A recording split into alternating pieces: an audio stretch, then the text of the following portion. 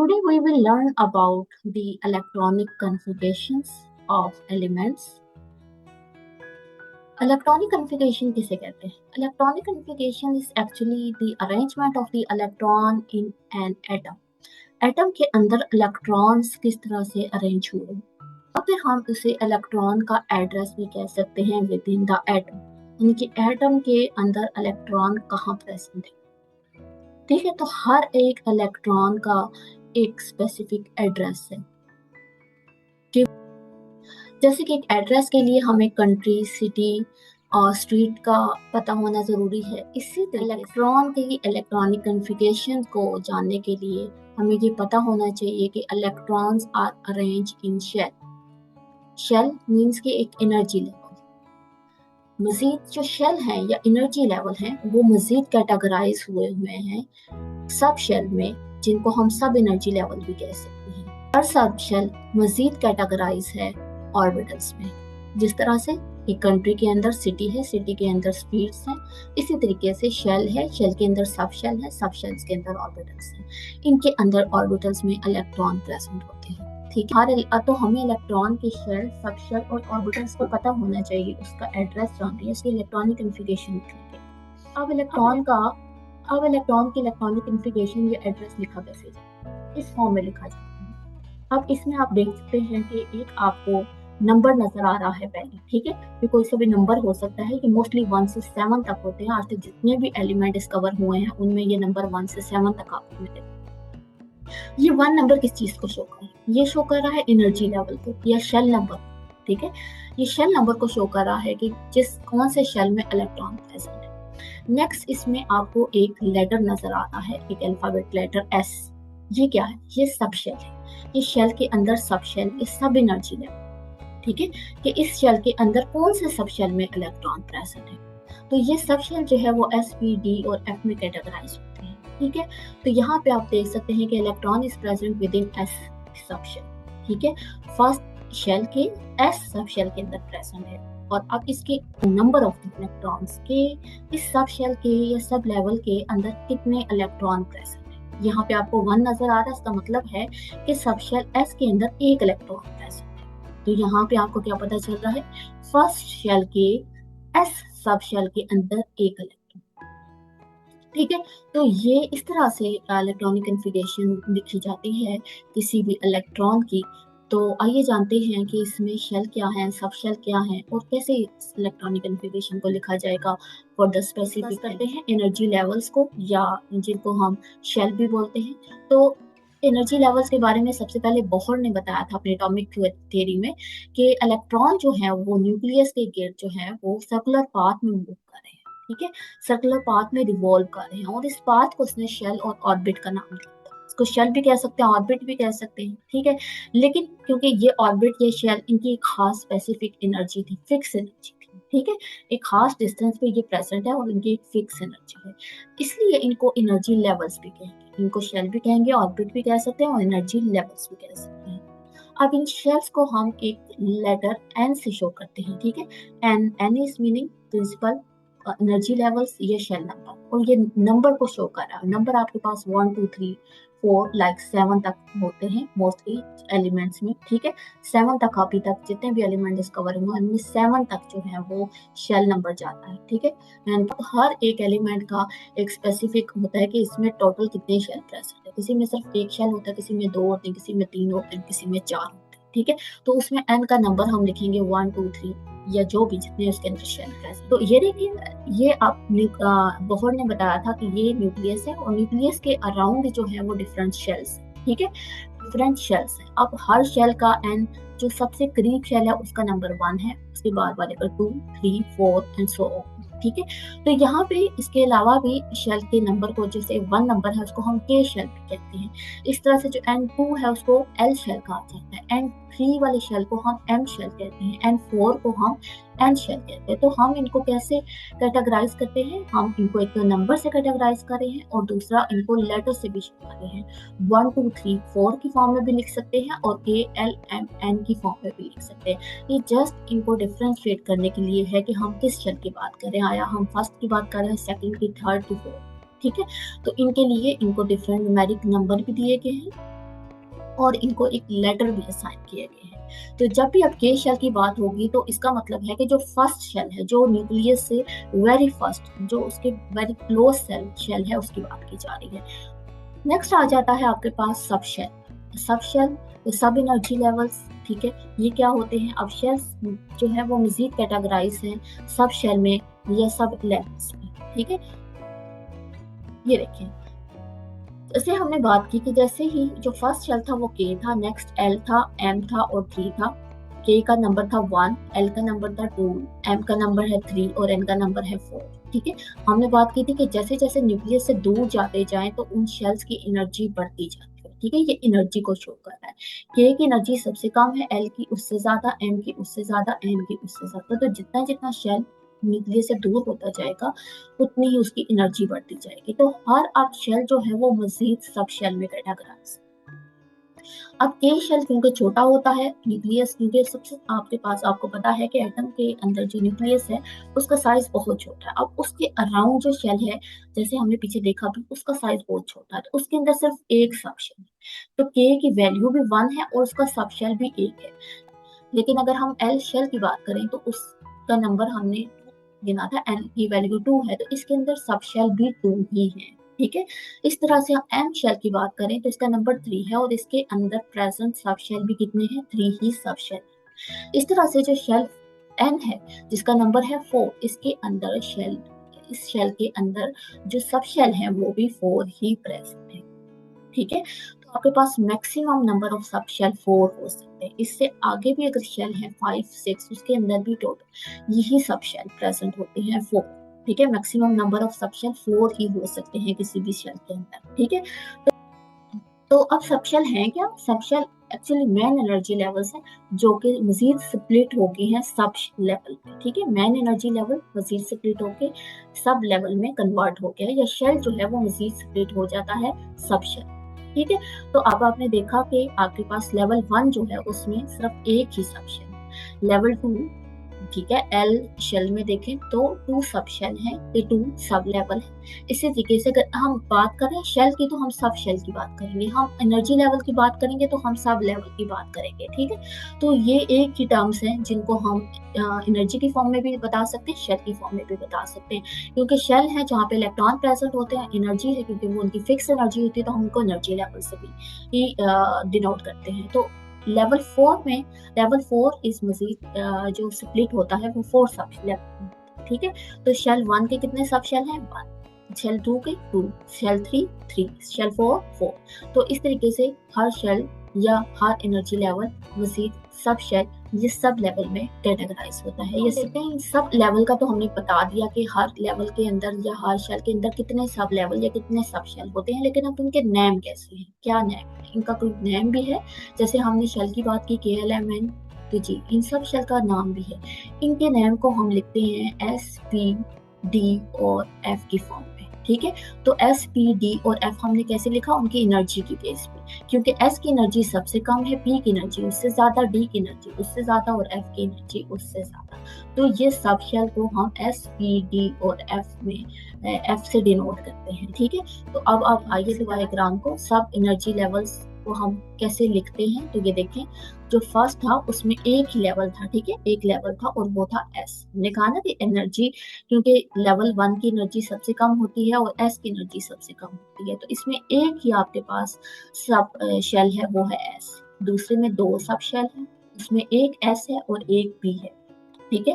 Third shell में आपके पास 3 सब शेल है, एक S, एक P और एक D, ठीक है। 4 में आपके पास 4 सब शेल है, एक S, एक P, एक D और एक F। अब क्योंकि ये फर्स्ट शेल का सब शेल है, इसके साथ हमने फर्स्ट लिखा। ये सेकंड शेल का सब शेल है, इसके साथ हमने 2 लिखा। ये थर्ड शेल के सब शेल है, इसके साथ 3 लिखा। और ये फोर्थ शेल के सब शेल है, तो इनके साथ हमने 4 4 लिखा, ठीक है। इनको हम एनर्जी लेवल्स और सब एनर्जी लेवल्स भी कह सकते हैं, ठीक है। तो इनको एक दूसरे से डिफरेंशिएट करने के लिए इनके शेल को भी साथ में लिखा है। तो किसी भी इलेक्ट्रॉन की कॉन्फ़िगरेशन लिखने के लिए हमें उसके शेल और सब शेल का पता होना चाहिए।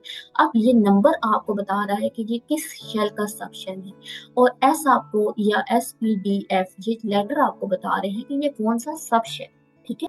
ठीक है। आप देखिए यहाँ से आपको एनर्जी लेवल का भी पता चल जाएगा और ये भी पता चल जाएगा कि ये कौन से शेल के कौन से सब शेल के अंदर इलेक्ट्रॉन है, उसकी बात की जा रही है। तो अब अगर हम नेक्स्ट ये देखते हैं कि इलेक्ट्रॉन, अब इन सब शेल के अंदर इलेक्ट्रॉन कैसे, शेल है, शेल के अंदर सब शेल है और सब शेल के अंदर है इलेक्ट्रॉन। अब ये देखना है कि हर सब शेल के अंदर कितने इलेक्ट्रॉन मैक्सिमम आ सकते हैं, ठीक है, उसमें अकोमोडेट वो कितने इलेक्ट्रॉन को कर सकता है, क्योंकि शेल जो 1 है क्योंकि वो छोटा होता है और उसके अंदर मैक्सिमम 2 इलेक्ट्रॉन ऑक्यूपाई कर सकते हैं। उसके अंदर सिर्फ एक ही एस शेल है और एस शेल है और एस सब शेल में 2 इलेक्ट्रॉन हो सकते हैं। नेक्स्ट में है एस और पी, ठीक है, तो एस आपके पास 2 इलेक्ट्रॉन करता है और पी जो है आपको पता है 6 इलेक्ट्रॉन को ऑक्यूपेट कर सकता है।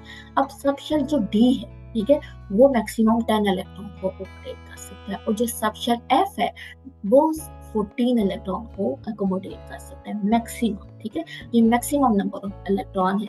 एस में कितने हैं, पी में कितने हैं, डी में कितने हैं, एफ में कितने हैं। एस में 2 है, पी में 6 है, डी में 10 है और एफ में 14 है, ठीक है। तो अब हम इनको कैसे इलेक्ट्रॉन को एक एटम के अंदर कैसे इलेक्ट्रॉन को डिस्ट्रीब्यूट कैसे करेंगे इलेक्ट्रॉन को within shell and within sub shell, इसको इस डायग्राम से हम देख सकते हैं। हमने बात पहले जो एटम का स्ट्रक्चर देखा था वो कुछ इस तरह से था बोहर के अकॉर्डिंग, ठीक है, कि एटम है उसके एक न्यूक्लियस है और न्यूक्लियस के अराउंड डिफरेंट शेल्स हैं और शेल्स को हमने न्यूमेरिक n की वैल्यू भी दी थी और KLMN भी कहा था। अब हर शेल को हम डिवाइड करते हैं डिफरेंट सब शेल में, तो ये देखिए यहाँ पे डिवाइड किया गया है, यहाँ पे पूरे सर्कल नहीं दिखाए गए, सिर्फ सर्कल का ये थोड़ा पोर्शन दिखाया गया, ठीक है, ये थोड़ा सा पोर्शन दिखाया गया और इसी में इलेक्ट्रॉन को अकोमोडेट करके दिखाया गया है, ठीक है, कैसे इलेक्ट्रॉन अकोमोडेट होंगे।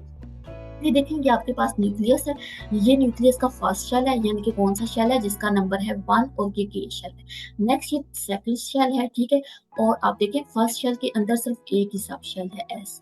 फिर आपके पास नेक्स्ट दूसरा शेल कौन सा है, एल शेल, ये एल शेल आ गया और एल शेल के अंदर कितने सब शेल हैं, 2।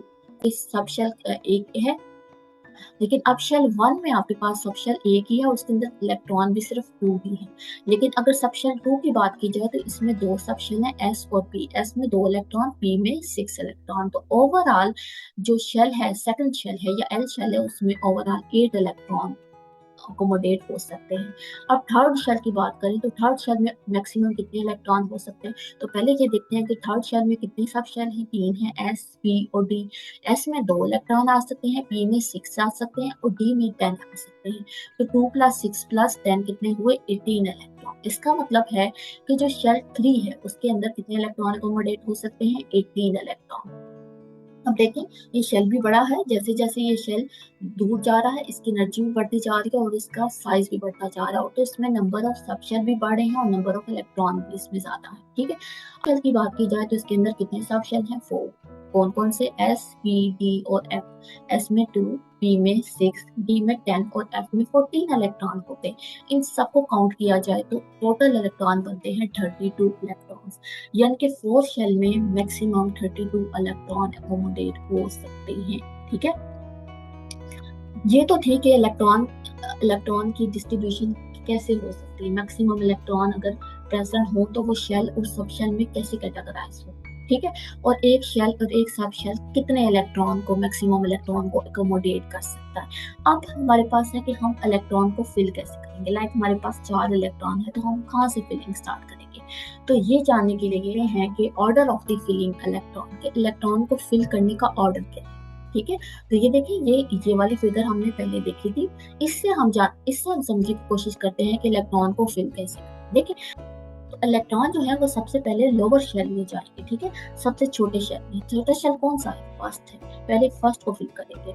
अगर फर्स्ट फिल हो गया फिर सेकंड में जाएंगे, तो सेकंड फिल हो गया थर्ड में, थर्ड फिल हो गया तो फोर्थ में। तो सबसे पहले इलेक्ट्रॉन कहाँ जाएंगे, पहले शेल, ठीक है। तो इन्हें तो पहले फर्स्ट शेल कंप्लीट होगा, फिर सेकंड, फिर थर्ड और फिर फोर्थ शेल कंप्लीट होगा। लेकिन ये स्टार्टिंग में तो ये बात ट्रू होती है, लेकिन ऊपर जब जाते हैं ना तो क्या होता है कि ये शेल जो बड़े वाले शेल हैं ये एक दूसरे के क्लोज आता आ रहे हैं, ठीक है, क्योंकि इनका डिस्टेंस जो है ना, यहाँ पे तो शायद आपको इक्वल नजर आ रहा है, अदरवाइज दोनों इनके दरम्यान में डिस्टेंस इक्वल नहीं होता। जैसे जैसे ऊपर जाते जाते हैं ना शेल बड़े होते जाते हैं तो उनका डिस्टेंस कम होता जाता है, ठीक है। तो जब डिस्टेंस उनके दरम्यान में कम होता है तो क्या होता है, उनके जो सब शेल है वो एक दूसरे के साथ ओवरलैपिंग होने शुरू, जाती है, सब शेल की ओवरलैप होना शुरू हो जाती है, ठीक है। तो इस ओवरलैपिंग के रिजल्ट में क्या होता है कि इसकी ओवरलैपिंग होती है, सब लेवल की ओवरलैप हो जाता है। तो यहाँ पे सबसे पहले जो ओवरलैपिंग होती है 4s और 3d, ठीक है, इनकी ओवरलैपिंग हो जाती है। अब ओवरलैपिंग क्या है इसको समझें। तो अब इस ओवरलैपिंग से होता है, इस ओवरलैपिंग से ये होता है कि पहले यहाँ पे देखा जाए तो पहले 3d को फिल होना चाहिए, फिर 4s में इलेक्ट्रॉन जाने चाहिए। लेकिन इस ओवरलैपिंग के रिजल्ट में पहले इलेक्ट्रॉन 4s में जाएंगे, फिर इलेक्ट्रॉन 3d को फिल करेंगे, ठीक है। पहले 4s में जाएंगे, 3d में इलेक्ट्रॉन बाद में जाएंगे। ये कैसे होगा, ये जानने के लिए आप इस डायग्राम को देखें। इस डायग्राम में आप देख सकते हैं कि ये कैसे ओवरलैपिंग हुई है। फोर्थ शेल और थर्ड शेल की ओवरलैपिंग से क्या हुआ है कि 4s नीचे आ गया और 3d ऊपर आ गया, ठीक है, क्योंकि इनके दरमियान में एनर्जी लेवल का डिफरेंस, एनर्जी डिफरेंस इतना कम था कि आपके पास 3d ऊपर चला गया, 4s नीचे आ गया, ठीक है। तो इस वजह से पहले इलेक्ट्रॉन 4s में जाएंगे और फिर इलेक्ट्रॉन 3d में जाएंगे। तो अब इस ऑर्डर को हम याद कैसेंगे, इस ऑर्डर को याद करने के लिए एक बहुत ही इजी वे है। इसी वे में हमने क्या करना है कि हमने पहले लिखने हैं फर्स्ट शेल में एक ही सब शेल, ठीक है। दूसरे शेल में आपके पास दो सब शेल है, 2s और 2p। टू किसको शेयर करे, शेल टू किसको शो कर रहा है, शेल को, और s सब शेल, ठीक है। फिर थर्ड के हम लिखते हैं सब शेल, थर्ड शेल के सब शेल 3 है, 3s 3p 3d। फिर हम 4 शेल के सब शेल लिखते हैं, 4s 4p 4d 4f। Then हम 5 के लिखते हैं, 5s 5p 5d 5f। यहाँ पे देखें कि आपके पास मैक्सिमम सब शेल सिर्फ 4 ही हो सकते हैं, 4 से मजीद आपने आगे नहीं बढ़ाना, ठीक है। 5s 5p 5d और 5f। देन आ गया 6s 6p 6d। ये मैंने कहा था शेल अभी तक जो डिस्कवर हुआ वो मैक्सिमम 7 ही है, 7s 7p 7d और 7f, ठीक है। अब आप ये सोच रहे होंगे कि यहाँ पे 6f और 7d क्यों मौजूद नहीं है। तो ये इसलिए मौजूद है कि अभी ऐसे जो है वो एलिमेंट आइडेंटिफाई नहीं हो, डिस्कवर नहीं हो, जब होंगे तो उनको भी ऐड कर दिया जाएगा, ठीक है। मे भी नेचर में ऐसे एलिमेंट भी हों जिनके अंदर मजीद इलेक्ट्रॉन भी प्रेजेंट हो, लेकिन अभी तक जो भी एलिमेंट है उनके अकॉर्डिंग देखा गया है तो उसमें अभी तक हमारे पास 7p तक के एलिमेंट प्रेजेंट है, इसलिए यही शेल लिखे गए हैं, ठीक है। आप कंप्लीट भी कर सकते हैं। अब यहाँ से देखें तो अब हम अगर ये सारा कुछ लिखने के बाद हम इनको टेबुलर फॉर्म में लिख सकेंगे और इसके बाद हम एरो ड्रा करेंगे हर एक, ठीक है। अब देखिए यहाँ पे क्योंकि एक ही था तो एक ही एरो है। नेक्स्ट यहाँ पे देखिए हमने इसको एरो को जो है वो ड्रा करना है डायगोनली, तो हम इस तरह से एरो ड्रा करते जाएंगे, ठीक है। तो आपने देखना है कि एरो का जो हेड है वो किस तरफ होगा, लेफ्ट साइड पे, यानी कि ये राइट से लेफ्ट साइड पे ड्रा होंगे। डायगोनल वे में हम इनको जो है वो ड्रा करेंगे। उनको ड्रा करने के बाद हम इजीली जो है वो ये ऑर्डर लिख सकते हैं। कैसे लिख सकते हैं, देखिए सबसे पहले आएगा 1s, इसके हम टेल से लेकर हम इसके हेड की तरफ जाएंगे, जितने भी हमारे पास सब शेल हैं उनको हम लिखते रहेंगे, तो ये हमारे पास एक ऑर्डर बन जाएगा। लाइक 1s, नेक्स्ट है 2s, नेक्स्ट क्या है यहाँ से स्टार्ट करेंगे 2p 3s, फिर हम दोबारा से यहाँ से स्टार्ट करेंगे 3p 4s, फिर हम यहाँ से स्टार्ट करेंगे क्योंकि ये कंप्लीट हो गया ना, नेक्स्ट इधर से आएंगे 3d 4p 5s, नेक्स्ट हम स्टार्ट करेंगे 4d 5p 6s, फिर हम पीछे से स्टार्ट करेंगे 4f 5d 6p 7s। इसको हम कैसे लिखेंगे, हम इसको ऐसे लिखेंगे 1s 2s 2p 3s 3p 4s 3d 4p 5s 4d 5p 6s, देखिए। तो ये सारी अब आपके पास ऐसे ही, और ये आप इसके सुपरस्क्रिप्ट में क्या है जी, हमने देखा था ना कि नंबर ऑफ इलेक्ट्रॉन है। आपको पता है कि एस के अंदर मैक्सिमम 2 इलेक्ट्रॉन हो सकते हैं, यहाँ पे भी 2 इलेक्ट्रॉन, पी के अंदर 6 है, पी के यहाँ पे भी एस के अंदर 2 है, पी के अंदर 6 है, एस के अंदर 2 है, डी के अंदर 10 है, पी के अंदर 6 है। तो यहाँ पे आप इलेक्ट्रॉन की फिलिंग करते जाए, तो ये अब आपके पास एक कंप्लीट इलेक्ट्रॉनिक कॉन्फ़िगरेशन है। ये भी किसी एलिमेंट की इलेक्ट्रॉनिक कॉन्फ़िगरेशन नहीं है, ये कंप्लीट इलेक्ट्रॉनिक कॉन्फ़िगरेशन है। अब हम नेक्स्ट देखेंगे कि किसी भी एलिमेंट के लिए, स्पेसिफिक एलिमेंट के लिए इलेक्ट्रॉनिक कॉन्फ़िगरेशन कैसे लिखेंगे। लेकिन अगर आपको यहाँ तक इलेक्ट्रॉनिक कॉन्फ़िगरेशन लिखनी आती हो तो आगे का काम बहुत थोड़ा रह जाता है। किसी भी एलिमेंट के लिए इलेक्ट्रॉनिक कॉन्फ़िगरेशन लिखना बहुत ही आसान है। अब यही वाला ऑर्डर आपको यहाँ पे भी नजर आ रहा है, 1s 2s 2p 3s 3P4S 3D. ٹھیک ہے، یہاں پہ کیونکہ 3D تک اوور لیپنگ ہوگی، مزید یہاں پہ آگے مزید اوور لیپنگ ہوگی، اور اوور لیپنگ کے ریزلٹ میں جو ہے وہ آپ کے پاس یہی والی آرڈر بنے گا جو آرڈر ہم نے یہاں لکھا. ٹھیک ہے، تو امید ہے آج کے لیکچر سے آپ کو ایک کمپلیٹ الیکٹرانک کنفیگریشن لکھنا آ گیا ہوگا. انشاءاللہ کمنگ لیکچر میں ہم آپ کو بتائیں گے کہ فور اسپیسیفک ایلیمنٹ کے لیے ہم الیکٹرانک کنفیگریشن کیسے لکھیں گے.